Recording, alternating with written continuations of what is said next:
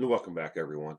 So, I wanted to do an update on the story that I brought to you this past week about Reatha May Finkbonner, the Native American indigenous woman who was missing in Las Vegas, Nevada.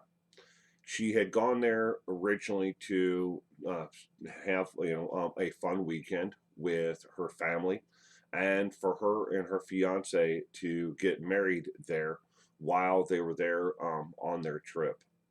Well, Retha disappeared September 3rd of 2021, and the local media, the police department for that much also did not really take the disappearance of Retha, all that seriously.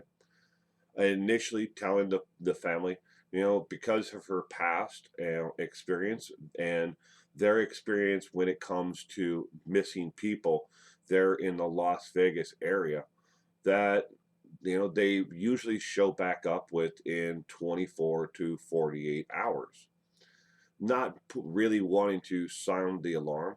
Local news media really didn't take the story seriously.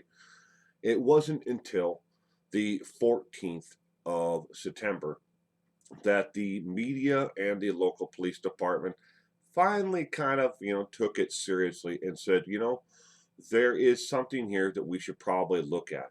Again, she vanished September 3rd. 11 days later, they finally decided, you know what, there might be something here that we should take a look at. She shouldn't have been gone for this long. Well, try telling that to the family. 24 hours, 48 hours, 36 hours, 48 hours, and still nothing. 52 hours later, they finally had to go home. They couldn't afford to stay there and rent motel rooms forever, hoping that she would show back up again. Fearing for the worst, they went home, not knowing where their loved one was. Well, on September 14th, the story in the body of Gabby Patino was found in Wyoming in the Teton National Forest.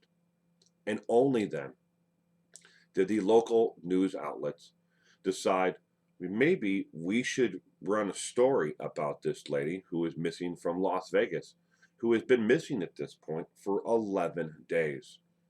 Try telling that to the loved ones, the mother, the father, sisters, brothers of Reatha. Nobody took her disappearance seriously. Well, I'm happy to report that this past weekend, Reatha was finally found after 20 days. 20 days missing. She finally was found alive and well. She was found about a quarter of a mile from where she actually had disappeared. She had been wandering the streets trying to get someone to help her. When the police first came upon her, they inquired about where she had been, how she had been getting along, where she had eaten, where she has gotten anything. They would not release a statement on where she had been for the last 20 days, but they know at the time that she disappeared, she had less than $100 in cash on her. She did not have her purse. She had no identification on her.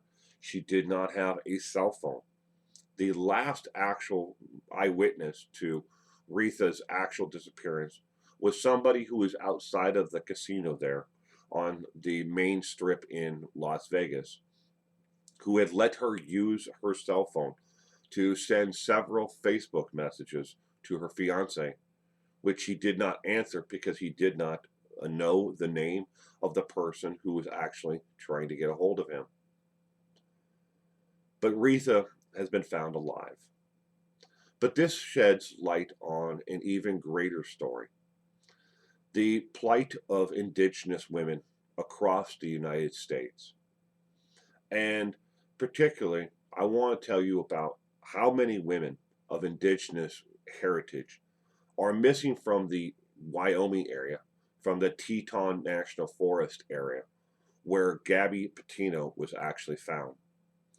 Between 2011 and 2020, there have been 710 indigenous women who have been reported missing or have been murdered, found and been murdered in that exact area where Gabby Petito's body was found. 710. You might be asking yourself, I certainly don't remember the news outlets telling me about 710 women that were killed in a geographic location in Wyoming. That's because, ladies and gentlemen, of the 710 who have vanished, never to be found again, or have been found murdered in that area of the Teton National Forest in Wyoming, a total of 53, ladies and gentlemen, have made the actual national news or the local news. 53 of 710 women. Because some women are just never reported missing at all. Some children never make it on to the national database of missing and exploited children. Now I'd like to give you some additional statistics on crimes against indigenous women and children. The FBI and the Department of Justice, indigenous women are 10 times more likely than the national average to be the victim of domestic violence. 10 times the national average. Homicide is the third most leading cause of death for indigenous women between the ages of 10 years of age to the age of 24. The number 3 cause of death for all indigenous women. And this is for indigenous women not only on a reservation, but out here in the rest of the United States. Third most cause of death. 80%, or in other terms of actual numbers that you may understand, that is 1.5 million indigenous women by the age of 20 are either a victim of domestic violence or they have experienced and seen domestic violence happen within their household. We need to pay attention to what the media is actually feeding us. Again, you need to trust the source of where you're actually getting your information. If they're not willing to give you the actual sources for what they're reporting to you, and so much of mainstream media no longer gives you an actual source for where their information came from, or if they do give you a source, they're quoting their own reporting. You need to question that. In this case, we do have a positive outcome in that Reatha May Finkbonner will be reunited with her family here in the next couple of days. But the police are not saying where she has been or what she has been up to or who is keeping her away from her family for the last 20 days.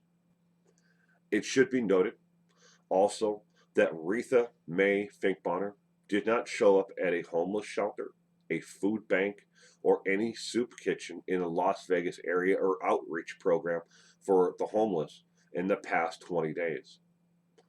The surveillance video that the police combed through at the casino showed her wandering up and down the mall area between the casinos where her family was at the time, not knowing which casino to actually go in, stopping in front of multiple front doors of casinos and just staring at them.